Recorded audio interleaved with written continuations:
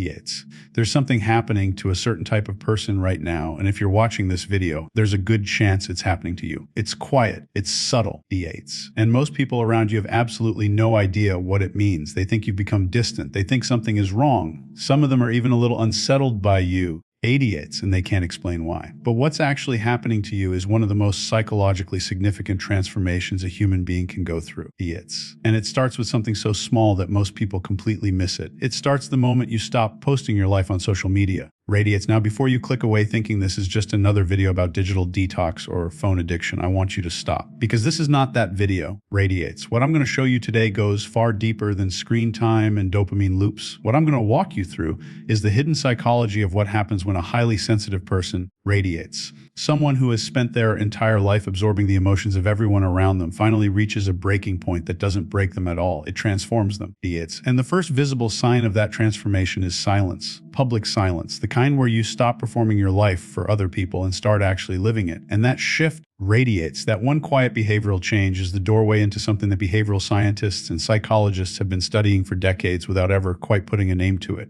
Until now. Radiates. Here's the question I want you to sit with for the next 20 minutes. What if emotional maturity doesn't look like what you think it looks like? Yates. What if the most emotionally developed people on the planet don't look enlightened at all? What if they look ordinary, quiet, maybe even a little cold to people who don't know them? Yates. What if the final stage of emotional growth doesn't announce itself, doesn't post itself, doesn't perform itself for anyone? What if it just quietly arrives? 88s. And the only way you know it's happened is because the people around you start acting differently toward you without understanding why. That's what we're unpacking today. And I promise you, Yates, by the end of this video, you're going to see yourself and the people around you completely differently. Let's start with what an empath actually is. Radiates. Because the word has been so diluted by social media that most people have completely lost the plot. An empath, in behavioral science terms, is not someone who is simply kind or compassionate. Radiates. Those are character traits. An empath is someone whose nervous system is structurally calibrated to pick up, process, and internalize the emotional states of other people. Idiots. Research from psychologist Elaine Aron going back to the 1990s identified that roughly 15 to 20% of the population has what she called high sensory processing sensitivity.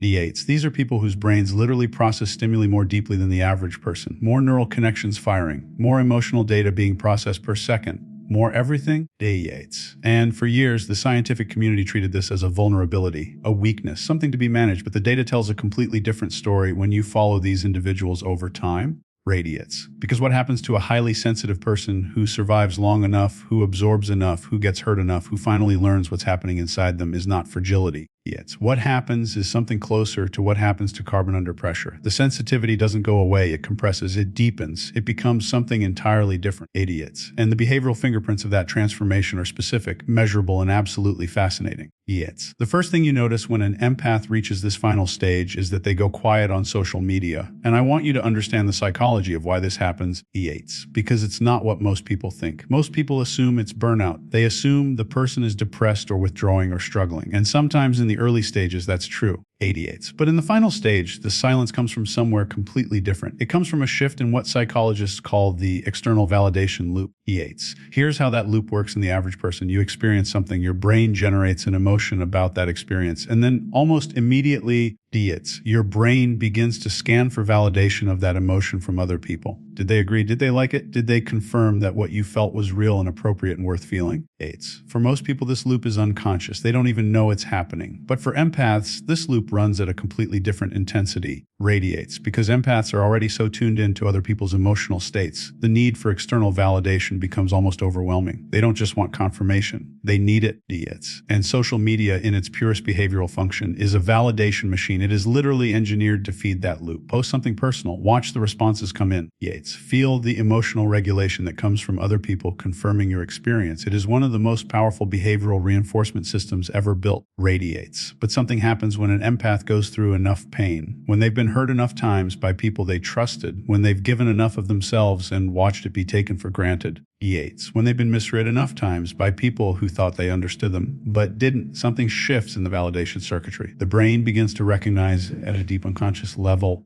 that external validation has a cost, and that cost is almost always paid in self-betrayal. Every time you craft a post designed to make people understand you, radiates. You are shrinking yourself into a form that fits what you think they can accept. Every time you wait for the likes to come in before you feel okay about your experience, radiates. You are handing the steering wheel of your emotional life to strangers. And the brain, once it sees this clearly enough, once it feels the cost clearly enough, starts to resist it. Not dramatically, radiates, not loudly, it just quietly stops. And that's when the posting stops. Not because the empath has nothing to say, they have more to say than ever, B8s, but because they've realized that the most important things they're experiencing cannot be translated into content without losing what makes them real. D8s. There's a concept in psychology called epistemic autonomy, and it refers to the individual's right and capacity to generate their own knowledge, their own meaning, D8s, their own understanding of their experience without needing it confirmed by others. When an empath reaches the final stage, epistemic autonomy stops being a concept and starts being a lived reality. Radiates. They stop posting because they have finally, deeply, completely stopped needing you to believe them. Now, here's where it gets interesting, because when the external validation loop shuts down, radiates, something else opens up. And this is the part that behavioral scientists find most compelling. When the brain is no longer spending enormous amounts of energy seeking and processing external validation, ideates.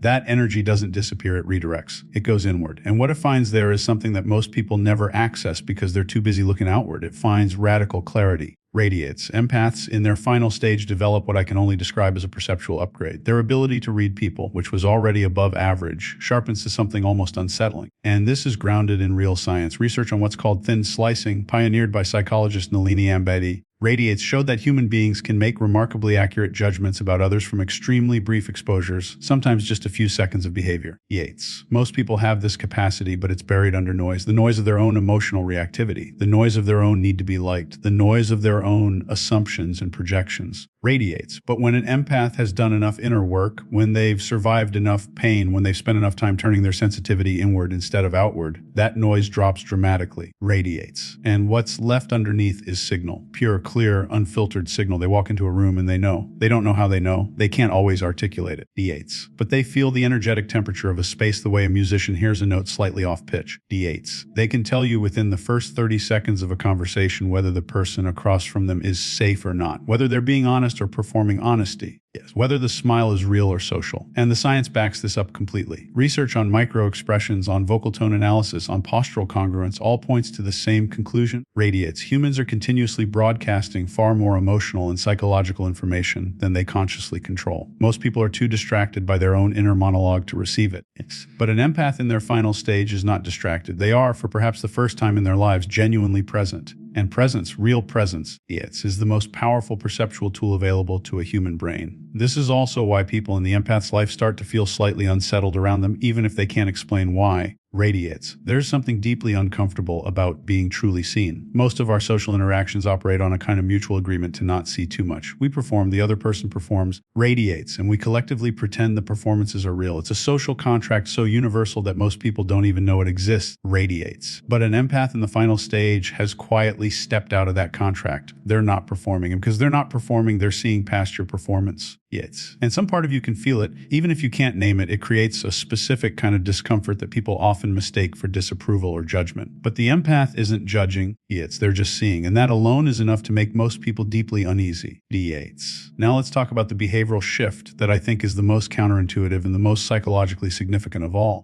Radiates. Because if you asked most people what they expect from a highly sensitive person under pressure, they would probably describe someone who becomes overwhelmed. E8s, someone who shuts down or breaks down or becomes emotionally flooded. And in the earlier stages, that description would be completely accurate.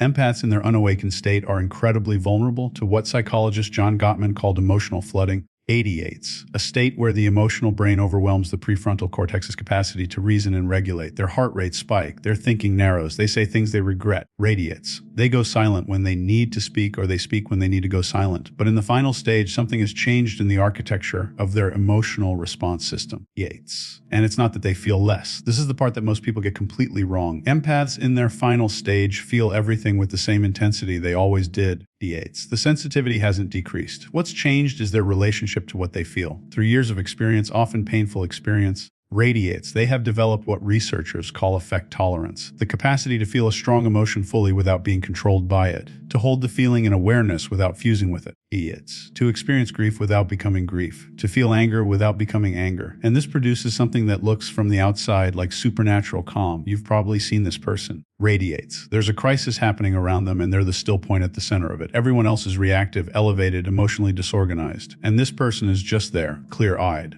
measured, saying exactly what needs to be said and nothing more. People around them sometimes interpret this as coldness, as not caring, as being disconnected from the situation. But it's the exact opposite. D8s. This person is the only one in the room who is feeling the full weight of what's happening. They're just not being controlled by it. And that distinction is everything. In behavioral science, this is sometimes called window of tolerance, a term developed by psychiatrist Dan Siegel to describe the optimal zone of nervous system arousal where a person can function effectively and remain emotionally present without becoming overwhelmed or shut down. Radiates. Most people's window of tolerance is relatively narrow and gets narrower under pressure. But an empath who has done the work, who has been through enough, who has learned to metabolize emotional experience rather than react to it or suppress it, has a window of tolerance that is genuinely extraordinary. They can sit with discomfort without flinching. They can hold space for another person's pain without absorbing it. They can hear hard truths without collapsing and deliver hard truths without cruelty. And in a world where almost everyone is operating in some degree of emotional dysregulation almost all the time, this capacity is so rare that it reads almost like a superpower. And here's where the power becomes quiet. Here's where it stops announcing itself. Because there's a particular quality that develops in an empath at this stage that has no perfect name in the psychological literature. Though it comes closest to what researchers describe as non-reactive authority. It's the kind of authority that doesn't need to assert itself. The kind of power that doesn't need to be defended. When most people think of power, they imagine something loud, something that takes up space and demands recognition.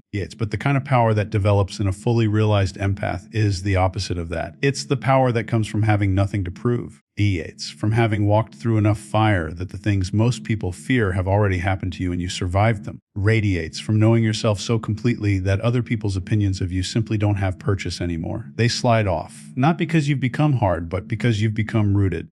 And there's nothing more unsettling to the people around you than someone who is genuinely unshakable, not performatively unshakable. Radiates, not pretending to be unbothered while secretly monitoring every reaction. Actually unshakable, the kind where the equilibrium comes from inside rather than from other people's behavior. This is why, paradoxically, empaths in their final stage often become the most socially influential people in any room, even when they say almost nothing. Radiates. There's research in social psychology on what's called the charisma paradox, the finding that people who appear to want the least social approval are often awarded the most. It goes against intuition. Radiates. We tend to think that charismatic, influential people are the ones performing for the room, working the crowd, broadcasting warmth and enthusiasm. And sometimes that's true.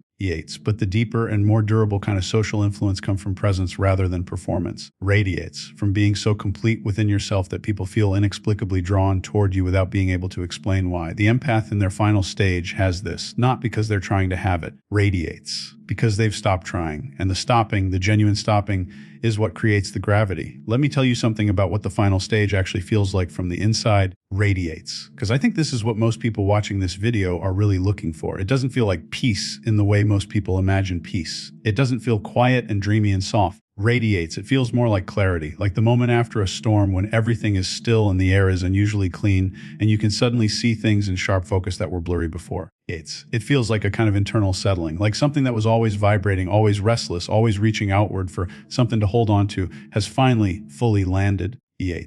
Not because you found what you were looking for outside of yourself, but because you stopped looking out there entirely.